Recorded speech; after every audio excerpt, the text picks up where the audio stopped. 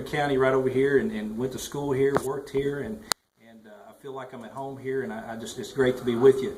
Will T was not able to be here. He sends his regards. He's at another event, and I choose to take the events close to home. It's a whole lot less to drive, so I'm glad to be with you tonight.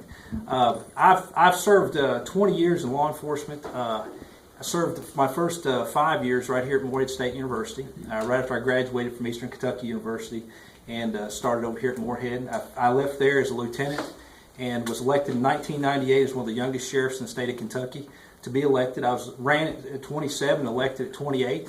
A tremendous win because I ran in a county that I think we had less than 200 Republicans in Menifee County at that time, and I was a young guy and running on the Republican ticket, so they call that a freak accident. But after we won the first one, we did really well. We stayed there for 16 years, had some of the biggest wins in history, and had an absolutely awesome career there. During that same time there, me and my wife, Beth, of 25 years, we raised 2 daughters. During that 20 years, we both finished our college degrees while we was raising our kids during that 20 years. We was only 2 children from either side of the family that graduated college. And during that time, I served dual service in the United States Navy Reserves for 8 years, 6 years active and 2 years inactive. And then had the great opportunity to serve in the Kentucky Sheriff's Association Board of Directors for 14 years, joint service also, wrapping my law enforcement career up as president of the Kentucky Sheriff's Association. And that's such a big honor to be elected to a statewide position like that by your peers, because your elected sheriff is not technically a politician. I know you've got an outstanding sheriff back there that we're trying to recruit to a big R there. We've not convinced him yet, but an outstanding man right there, a Christian man as your sheriff. A sheriff, we run for office, but we're not technically politicians, and we don't like to be called politicians. We run for the office, but we run to be a law enforcement officer, and that's what that position is. It's the only law enforcement officer in the nation that's elected by the people for the people. And they're not very popular with the federal government because of that reason. But I was honored to serve in that capacity. That was the highest position that I wanted in law enforcement. It's my goal in life that I made it there. I had no idea that I was going to be asked to run for lieutenant governor, I'll just tell you. I wrapped my career up as being elected by my peers as the president of the Sheriff's Association. In my last year in office, I got to praying about, Lord, open the next door up in my life where you could take me and use what I've learned from the suffering that I've seen in families for the past 20 years. The suffering that I've seen in the drug problem that's attacking our kids and our families. You take me to where you open the door where I can take what I know to make a difference in Kentucky, make a difference in my law enforcement profession and the things that I know. Now, when I said that simple prayer, believe me, I didn't realize the floodgates was open. I was wanting the closet door to open, okay? I had no idea that the floodgates was open, and have a Supreme Court judge, a tremendous man, call me and say, Sheriff, will you run for lieutenant governor with me? Blew me off my feet, but I said, I already said the prayer. How am I going to back out of this now? He opened the door.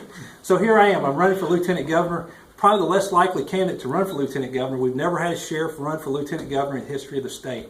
Never had. This is the first time we've ever been asked to run. And I'm proud to be standing here as a past president of the Kentucky Sheriff's Association, a military veteran running for the office of lieutenant governor. Now let me tell you about my running mate. I know a lot of you know him here. Justice Scott is a tremendous individual. He's from Pikeville, Kentucky. He's coal capital of Kentucky right there. His family's been in the business. He's watched the coal dry up down there. He's watched families suffer down there in the past 10 years from the attack from the federal government to our coal industry. He joined the military right out of high school. He served in Vietnam as a first lieutenant in the United States Army. He served one tour in Vietnam. He was a parajumper, trooper, just like this young man right here. And he still jumps out of airplanes today, which is pretty darn cool at 67. He just jumped out of one the other day. But he joined there. He went on to college and got his law degree. He started out as a public defender. He served as a Commonwealth attorney, prosecutor, a circuit judge, and since 2004, he's been on the Kentucky Supreme Court in our district in Eastern Kentucky. And he's been the conservative, family values, Second Amendment rights man there for us since 2004. It's going to be truly hard to replace him in that position. But I'll tell you what drives the man is that he's set back in that position and he's watched the drug problem go to where we're third in the capital for the most death overdoses in our nation. Third. He saw we're up to having over 1,000 a year die to death overdoses in Kentucky. He saw a devastated to our pension system being $34 billion in debt, unfunded. And 10 years ago, it was at 100%. That's happened in the past 10 years. Our drug problems went here in 10 years. Our debt has went here. Our coal mining industry has lost 26,000 jobs statewide because of the attack from our federal government to our state. And that's not just an attack on the coal mines. That was an attack on Kentucky families, because coal is about Kentucky families, because every coal mining job that we lose from the east or the west, there's 3 more statewide that's lost in truck driving jobs and supplemental jobs across the state.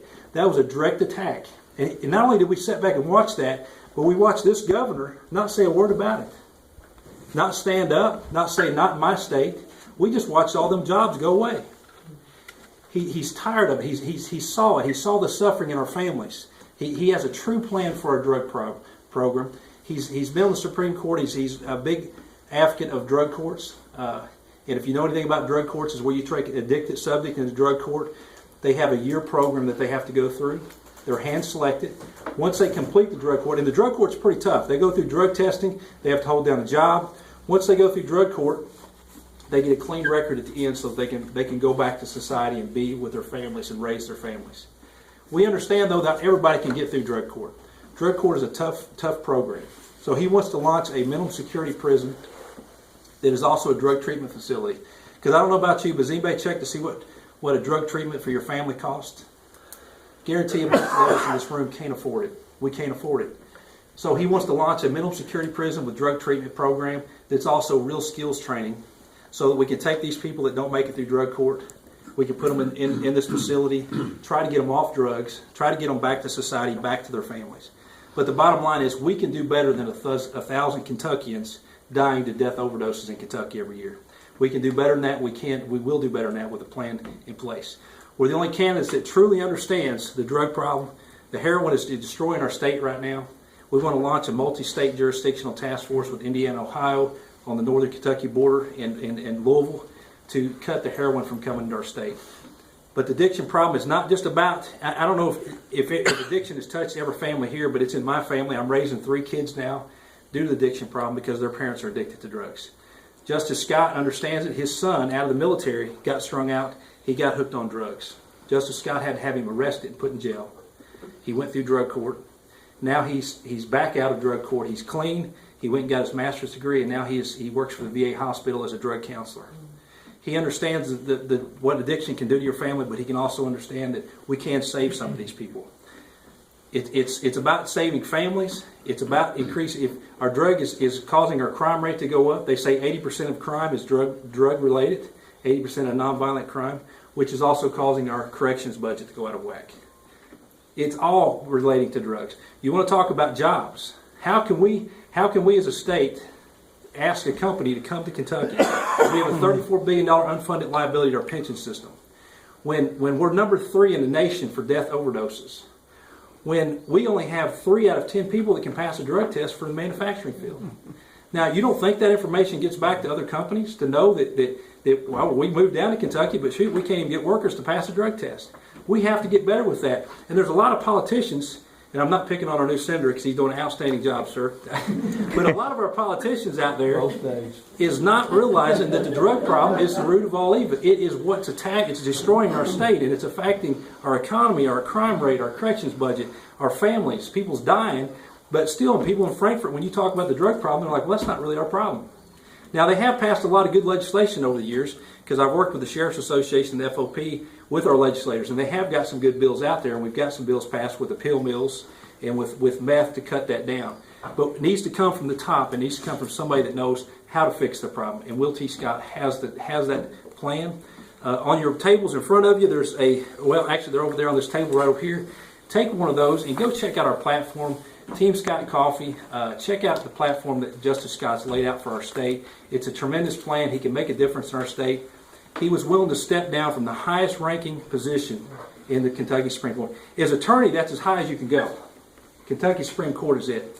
He was willing to step down from there because of what he's seen in the past 8 years, 10 years of what he's seen in our state. Willing to step down and take a chance to run to make a difference. And he's got the plan to do that. So I just ask you to join our team. We'd love to have your support. I'm also a carrying concealed permit holder and a carrying still instructor. I don't know if Will T is a holder, but we are both veterans. I've never served during wartime or was put into military conflict, but I did get a chance to serve the military, and I'm honored to have that opportunity. So, do we have any questions? Uh-oh. I'm just curious. I never heard any of y'all say anything about education. You know, me, I've got 2 young kids growing up. I've got one in school now. She's in 2nd grade. And it blows my mind where teaching went to. I know it's stressful on the teachers, and I've actually talked to some of the teachers. There's nothing they can do about it. Teaching today is nothing but a test score. My little girl brings something home to read at night. It ain't how many words does she know, it's how fast can you read it. You know, and you're talking a 2nd grader. You know, when you ought to be teaching these kids the fundamentals of reading and, you know, with their mind, I just think so much is put on kids at a young age, and she struggles with it. And I probably would have struggled with it too as a 2nd grader, you know, and I just never heard anybody say anything about education. Absolutely, and I've got 2 nieces and a nephew that lives with me, and the stuff that they bring home, homework is just unbelievable what they're teaching right now. First thing is Common Core's got to go. We all agree with that. Second thing is we believe in charter schools. We believe in charter schools will make our public school system work better. Not so much in the rural Kentucky, but in your inner cities, it's proven that it works. When you have, right now, you have one option. If you're middle class or low class, you don't have an option to send your child to the cream of the crop private school. Okay, because if I could have, when I was raising my kids and working over here at Morehead State University as a police officer working 3rd shift, my kids would have went to the Christian Academy. I couldn't afford it. With charter schools, what you can do is that money follows the child. Okay, it gives you as a parent for you to be able to choose what school you want to send your child, because if you don't have a charter school or private school and you don't have any way to pay it, you have no other option. That's it. This is it. This is a private school system, and you've got to live with it. But what that's going to do is that's also going to cause our private school system to come up. Okay, competing is always good. If you've got one business in town, they're not going to be on their game. But you put 2 of the same business in town, and they're both going to succeed. Okay, and that's exactly what the charter school program, we believe, will do for the public school system. And your $6,000 that the state gets for your student will follow that student to that charter school, whether that's a private Christian academy or whatever. But that private school, your $6,000 will follow you, and that's going to empower the common citizens that can't afford to send their kids to a private school. It's going to give them that opportunity to send them to private school, and that's what we support. I can attest to that as well. I'm in public education now after I retired from the Army, and my kids go to Lakeside Christian, all because of that competition. And Lakeside has a 2% higher or 2-point higher ACT score on average than public schools do. And that's important. In fact, a lot of teachers in the system, when they get a chance, if they can, they actually put their kids to private schools, charter schools. That's a great option. Competition, we in the military know that competition breeds excellence. Absolutely. We've been competing with the Marines forever, haven't we? but it does. Now, there's nothing, I mean, some public school systems are doing great. My sister-in-law is a public school teacher. I was a product of public school system. I'm not saying that all public systems are bad, but I'm just saying it's good to give an option. Absolutely. Because for me, when I was, you know, it would have been more for me to be able to send my child to a Christian school because they took that out of the public school system. Mm-hmm. But I couldn't afford it when I was trying to go to college. My wife was a full-time student. I was a part-time student working 3rd shift at MSU. We had to do what we had to do. But if I had that option to where I could have took my $6,000, my kids would have been raised in a Christian school. Mm-hmm. And that's just because of my personal belief that I think that the reason, a big problem with society today is because we've took those principles out of our public school system. Following up on what you said about Justice Scott and his plans for rehabilitation of nonviolent drug offenders, this has a real opposition to anything but incarceration. And so we know that the cost of incarceration continue to increase. How is Justice Scott going to get over this perception problem that the best way to, you know, handle drugs is to lock them up, let them out, lock them up again, let them out again?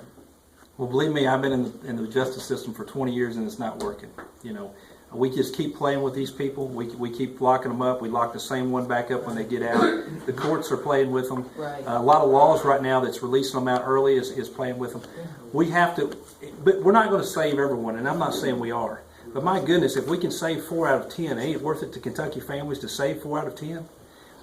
minimum security prison is tremendously cheaper than a maximum or minimum security. Okay, they may walk off. They would have that right, but they're nonviolent criminals. If they do, we'll send the sheriff to go pick them up. We'll send them to minimum security. Let it be their choice.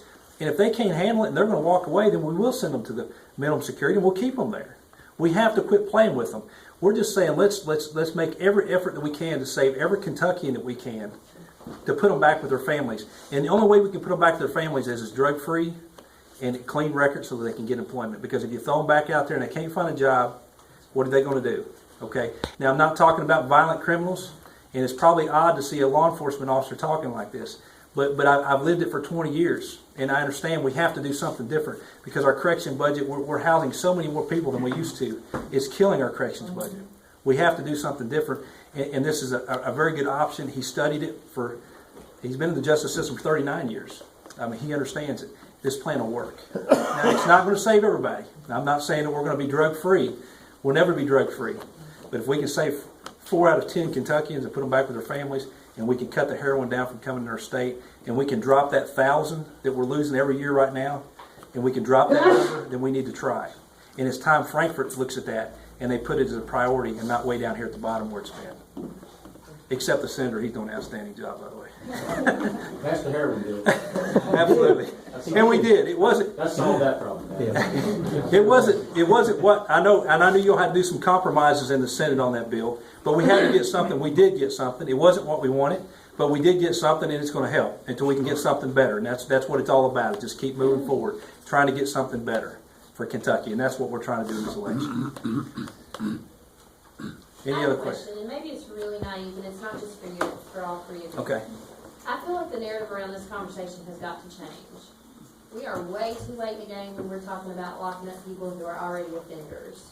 Do any of the 3 candidates or the platforms have any plans for early intervention and prevention programs for children to keep them off drugs before they get to the point where we're talking about drug court and putting them in jail? I totally agree with you. We taught Too Good for Drugs, which is a spinoff from drugs in our high schools the whole time I was sheriff, from 3rd grade to high school students. Just about every law enforcement agency is got some form of that in their school system, which helps, but we can do better if you can keep them off drugs. But the bottom line is, and this is this is Rodney Coffey sitting on the soapbox. When you take the 10 Commandments, you take the Bible, you take the foundation of our country out of our school systems, and this is what we got.